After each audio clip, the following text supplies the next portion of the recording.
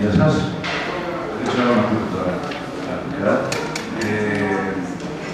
Δυστυχώς η Μαρία Λουίζα μου έβαλε ένα πάρα πολύ μεγάλο πρόβλημα να μιλήσω για το όραμα και την επιχειρηματικότητα. Αυτά είναι δύο πράγματα, δύο έννοιες, οι οποίες νομίζω ότι είναι εκ διαμέτρου αντίθετες. Έτσι φαίνονται τουλάχιστον, να πάμε να τις βάλουμε και να τις δοκιμάσουμε στην πράξη. Συνήθως τους οραματιστές τους έχουμε καμένους, κάτι σαν προφήτες σε κάποιες γωνίες και νομίζω έτσι τελικά καταλήγουν οι οραματιστές σε σχέση με την οικονομική πραγματικότητα που βιώνουν. Θα ξεκινούσα με ένα παράδειγμα. Ο Εντουάρντ Γκαλιάνο, ένας ιστορικός λογοτέχνης, αναφέρει την ιστορία ενός 5χρονου μαύρου που καθόταν στο παράθυρο του στη Νέα Ορλεάνη και παρακολουθούσε τον δρόμο που διαπίστωσε έναν τύπο τροπετίστα να περιφέρεται σαν τρελός και γύρω του κόσμος να τον ακολουθεί. Χόρευαν, ακούγανε ρυθμούς επειδή ήταν πρωτόγνωροι, αυτοσχεδίασε αυτός ο τροπετίστας, είχε ξεφύγει πια από τα είδη της κόσμος και έκανε κάτι δικό του, κάτι χόρευαν όλοι λοιπόν. Τον είδε μία, δύο, τρεις φορές και αυτός ο 5χρονος εντυπωσιάστηκε τόσο πολύ από αυτό που είδε, που ακολούθησε μια πορεία. Ήταν ο Λούις Άρμστρονγκ, ο οποίος όταν κάποια στιγμή έψαξε να βρει τον εμπνευστή του, τον βρήκε γιατί τον έχασε ξαφνικά, και πολύ σύντομα μάλιστα, τον βρήκε την ιστορία του να τελειώνει σε ένα ψυχιατρίο. Τον είχαν μαζέψει και πέθανε φτωχός, ασήμαντος, χωρίς να γνωρίζει κανείς τίποτα γι' αυτό. Ποιος είχε το όραμα, ποιος είχε τη δημιουργικότητα, ο άνθρωπος από εκεί πέρα, και όλο αυτό το πράγμα εξελίχθηκε επιχειρηματικά για να έχουμε αυτό που προέκυψε ως τζάζ.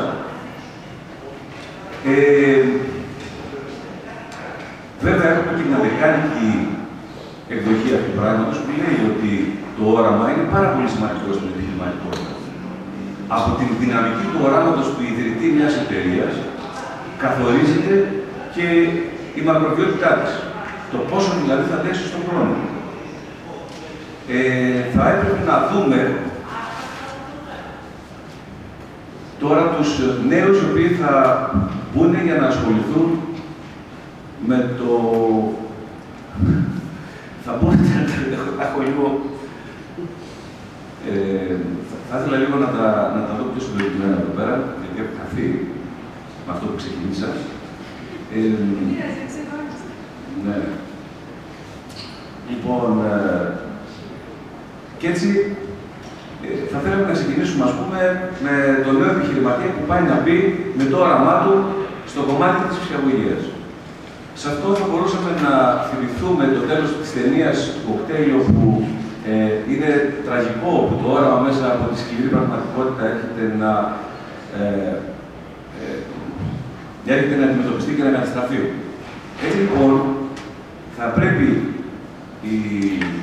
θα συνιστούσα στους νέους επιχειρηματίες στον χώρο της ψυχαγωγίας να προσέξουν τα επιχειρηματικά στοιχεία, τα περιουσιακά στοιχεία των επιχειρηματιών της ψυχαγωγίας και των πολιτικών εκδηλώσεων, καθώς επίσης και αυτό των καλλιτεχνών. Σε μια εταιρεία, κάπου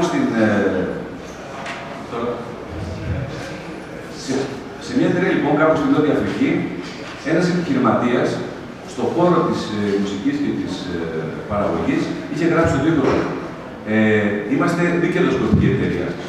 Όχι επειδή το επιλέξαμε εμείς, αλλά δυστυχώς επειδή οι συνθήκες μας το επιβάλλουν. Ποιες όμως είναι οι παρούσες οικονομικές συνθήκες μέσα στις οποίες καλούμαστε όλοι να ενεργήσουμε? Ένας ιστορικός οικονομολόγος, ο Νίκ Χάμον, είχε γράψει την ιστορία για την οικονομία της αρχαίας Ελλάδας, είχε γράψει το εξής, ότι όταν ο Άνταμ Σμιθ παρουσίασε το νέο μοντέλο για την οικονομία, πιστεύοντας ότι η τότε βιομηχανική ανάπτυξη θα προσέφερε περισσότερο ελεύθερο χρόνο για την ανάπτυξη του πολιτισμού, της ψυχαγωγίας και της διασκέδασης και την ανάπτυξη του επίπεδου των μέσων πολιτών, η απάντηση που πήρε ήταν η εξής, από τους κεντρικούς, ας το πούμε, καθοδηγητές της οικονομίας της εποχής εκείνης. λάθος πιστεύετε ότι ζητάμε μια κοινωνία η οποία θα έχει ελεύθερο χρόνο. Ο στόχος μας είναι η κοινωνία μας να εξελίσσεται με καρότο και μαστίγιο. Δηλαδή, μέσα από αυτόν τον χρόνο θα περνάμε περιόδους όπου θα υπάρχει η ανάπτυξη και περιόδους όπου θα υπάρχει η στέρηση για να μπορεί η κοινωνία να ακολουθεί μια ισορροπία ελεγχόμενη. Και επίσης του είπαν ότι δώσε έναν κακό ηγέτη στο λαό και αυτός θα θέλει έναν καλύτερο. Δώσε έναν καλό ηγέτη και αυτός και ο λαός θα θέλει να κυβερνήσει ο ίδιος. Σε αυτές λοιπόν τις μικρές ανυποψίαστες φράσεις βρίσκεται μια υποψία μιας καμένης αλήθειας. Μέσα σε αυτές τις αντίξωες συνθήκες καλούμαστε και εμείς να λειτουργήσουμε με το κομμάτι της ψυχαγωγίας και του πολιτισμού. Θα ήθελα να πούμε ότι στο κομμάτι της αντιξωότητας έχουμε να αντιμετωπίσουμε καταρχάς την ελληνική πραγματικότητα, η οποία διακρίνεται σε μια σχέση του ιδιωτικού τομέα με τον δημόσιο παρεμβατισμό. Η ψυχαγωγία και ο πολιτισμός στην Ελλάδα εξαρτάται πάρα πολύ από νομοθετήματα τα οποία περιορίζουν την έκφραση, τη δημιουργικότητα και την ανάπτυξη των καινούριων προτάσεων που αντίστοιχα, σε αντίστοιχα πειράματα του εξωτερικού θα μπορούσαμε να τα δούμε μπροστά μας ξεκάθαρα πώς αναπτύσσονται και τι παρέχουν στις τοπικές κοινωνίες. Έχουμε, ας πούμε, τα θεματικά φεστιβάλ. Θα πάρουμε δύο παραδείγματα. Το φεστιβάλ το Exit στην Νης, το φεστιβάλ το Σίτσετ στην Βουδαπέστη. Είναι δύο φεστιβάλ τα οποία για μία εβδομάδα κατορθώνουν να συγκεντρώσουν 300.000 περίπου θεατές. Τα ξεκινήσαμε ως πολύ μικρά φεστιβάλ και εξελίχθηκαν σε αυτά τα νούμερα. Για να φτάσουμε μέχρι εκεί, είχαμε αφενός την πρωτοβουλία και το όραμα, αλλά αφετέρου και την κατανόηση και τα ανάλογα αυτιά που θα έπρεπε να τους ακούσουν από τους αρμόδιους φορείς. Για να γίνουν αυτά τα φεστιβάλ, απαιτεί τη συνεργασία τοπικών, περιφερειακών και ιδιωτικών φορέων, επίσης και ιδιωτικών των μεγάλων εταιριών που θα αντιληφθούν ότι πρέπει ως χωρικοί να στηρίξουν και να συντράμουν στην υλοποίηση αυτών των μεγάλων θεματικών φεστιβάλ. Δυστυχώς, όμως, ο ελληνικός κρατισμός κράτησε σημαντικά περιουσιακά στοιχεία, εκτάσεις γέες, και το λέω γιατί πολλές προτάσεις υπήρξαν για να γίνουν θεματικά κάμπινγκ φεστιβάλ αντίστοιχα, τα οποία κρατήθηκαν στα συρτάρια, όπου φτάσαν, δεν αξιοποιήθηκαν. Αυτή τη στιγμή βρίσκονται προς εκποίηση, χωρίς να έχουν τη δυνατότητα οι νέοι άνθρωποι να μπορέσουν να τα αξιοποιήσουν με τον δικό τους τρόπο όπως μπορείς να συμφίσει στον υπόλοιπο κόσμο. Έγιναν αντίστοιχες προσπάθειες και στην Ελλάδα, όμως δεν κατορθώσαμε να πετύχουμε τους στόχους που πέτυχαν οι αντίστοιχοι συνάδελφοί μας από το φεστιβάλ του εξωτερικού. Όχι όμως μόνο γιατί φταίει πάλι μόνο το κράτος, αλλά γιατί από την άλλη πλευρά οι ιδιώτες, ως ιδιώτες παραγωγή αυτών των προγραμμάτων, δεν είχαμε την ανάλογη παιδεία για να δημιουργήσουμε ούτε τις ενώσεις, ούτε τις οργανώσεις αυτές που θα πιέζαν και θα εξελίσσαν το συγκεκριμένο χώρο παραγωγής γεγονότων, πολιτισμού, μουσικής και όχι μόνο δεν το εξειδικεύουμε στη μουσική και σε όλα τα παιδεία. Άρα μιλάμε δηλαδή για την ελληνική κοινωνία, η οποία στερείται παιδείας όσο αφορά και στο επίπεδο της διοίκησης, από τα υπουργεία έως το επίπεδο της εκτέλεσης και της δημιουργίας που είμαστε εμείς.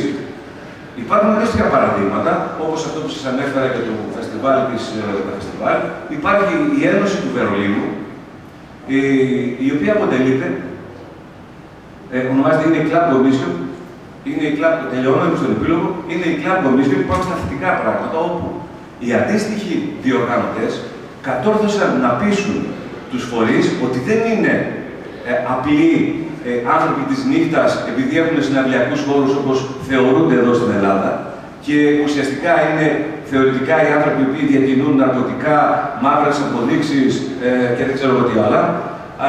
Απέδειξαν λοιπόν ότι συμμετέχουν εξίσου στην ανάπτυξη και τη δημιουργία του πολιτιστικού προϊόντος και όχι μόνο, αλλά συμμετέχουν και στην τουριστική ανάπτυξη της πόλης του Βερολίνου. Αποτέλεσμα ήταν να συμμετάσχουν και να πιέσουν, αφού πιέσανε και οργανώθηκαν πολλοί συναυλιακοί χώροι εστίασης, μπαρ και ακόμα και δισκογραφικές εταιρείες και εταιρείες υψηλής τεχνολογίας που ασχολήθηκαν με το κομμάτι της μουσικής, κατόρθωσαν να ενωθούν και να συμμετέχουν ισότιμα στον Οργανισμό Τουριστικής Ανάπτυξης, ισότιμα στους φορείς του Δήμου και των κρατηδίων. Με αποτέλεσμα όλος ο σχεδιασμός να προκύπτει μέσα από κοινή συνένεση. Βέβαια, αυτό δεν έγινε μια στην άλλη, προέκυψε μέσα από χρόνια συνεργασία. Νομίζω μπορώ να τελειώσω ίσως με μια αντίστοιχη εμπειρία που είχα ότι σημαίνουν οι μεγάλες διοργανώσεις και οι αντίστοιχες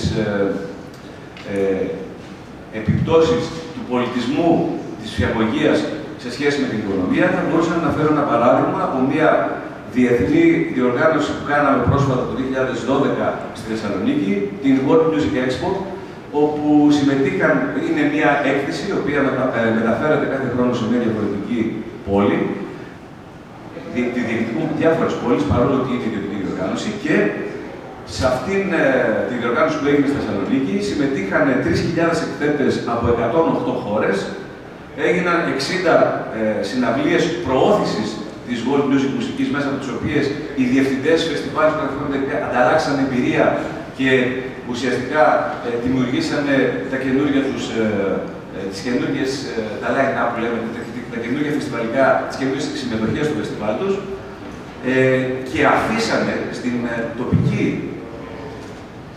τοπική οικονομία της Θεσσαλονίκης πάνω από 3,5 εκατομμύρια ευρώ, όπως προσμετρήθηκαν.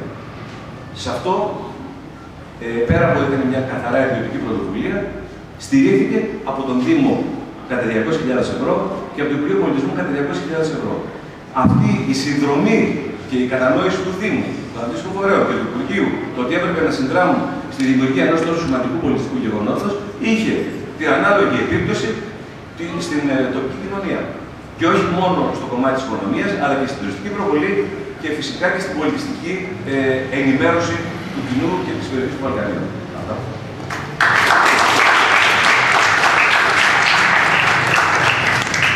Ευχαριστούμε πολύ τον Νίκο.